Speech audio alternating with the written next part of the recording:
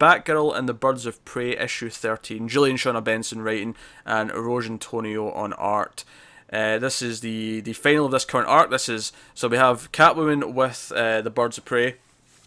Well, two of them are already in, but like Batgirl and Catwoman are sneaking in. We're starting air ducts and stuff as they're coming into the building. Terror Core.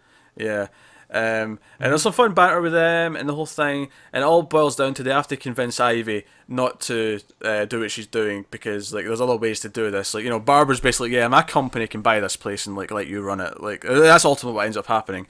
But they actually have these killer bees well, not killer bees, they're just regular bees, but there's a lot of bees. Yeah. There's enough bees that they become killer.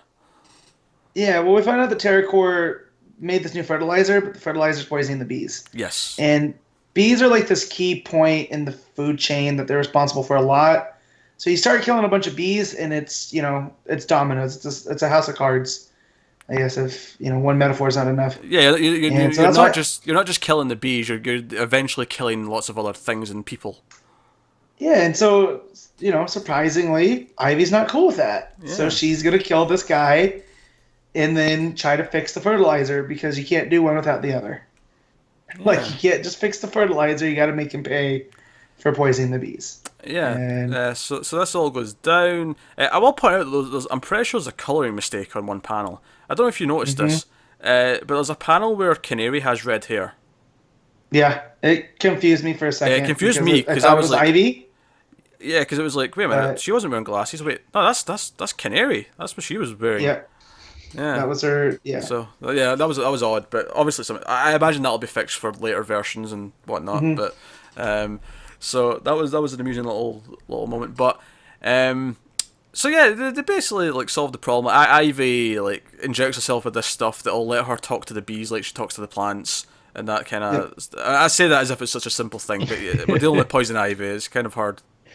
Well, yeah, because she is a chemist, and they create it, and it doesn't last forever. It's limited, so. I love that Catwoman after this is like, she's got her hand in the safe. She's like getting some more payment, and I was like, the cops are coming, we should go. Like we can't hang around like the Birds of Prey do. Nope. But I think actually like I had a lot of fun with the main plot. But for me, like most of the exciting stuff of this issue was the last kind of chunk of it.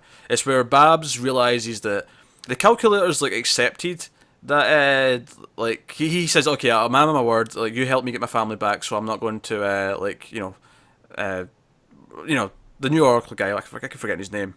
What's his name? Yeah, it's I'm looking for it. Yeah, Gus, there you go, his name's Gus. There we go. Apologies. Right, so Gus off's the hook, right? But then Barbara realizes that, wait a minute, Gus probably turned Calculator in. That's probably what started this all in the first place. This is how the company even knew about him. And Calculator kind of worked this out as well. So we have this intimidating thing where Calculator finds Gus. Gus, who's going off grid, by the way. Gus is like giving up his job as being Oracle. He's ready to just leave. He's like, he thinks he's not proven himself. He's leaving.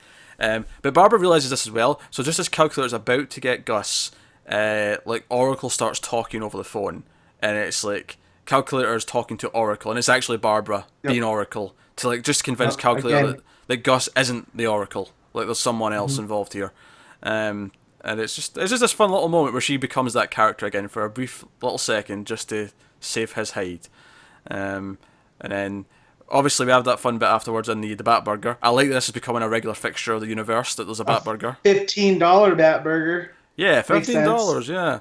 And again, Selena stealing a fry, not just asking for it. Yeah, just stealing it. Because that's what she does. But remember this nice big cliffhanger where there's something going on. We need to go and be the Birds of Prey. And Ivy and Catwoman go with Huntress and Canary. They're a team of 4 here, and they say, "Oh, Babs, are you coming?" And she's like, "You know what? I think I'll just run this from home. For old time's sake." Yeah. Yeah. So it seems like we might be getting a little bit of sort of nostalgic Oracle action next time. So. Well, it's cool that the ranks have swelled, at least just for the small moment. Yeah. That's not just Huntress and Canary, but you got Ivy and Catwoman there too, because they could go either way. I think I'd like if they kind of like came in and out when like they'd be allies. They'd call on when things are maybe getting rough. Like, okay, we need a couple of extra soldiers here. Let's call in the reserves. Yeah. So no. I have a question. Obviously, Matt, you've not been reading this up till now because Ivy. Are you sticking with it again now, or are you going back to not?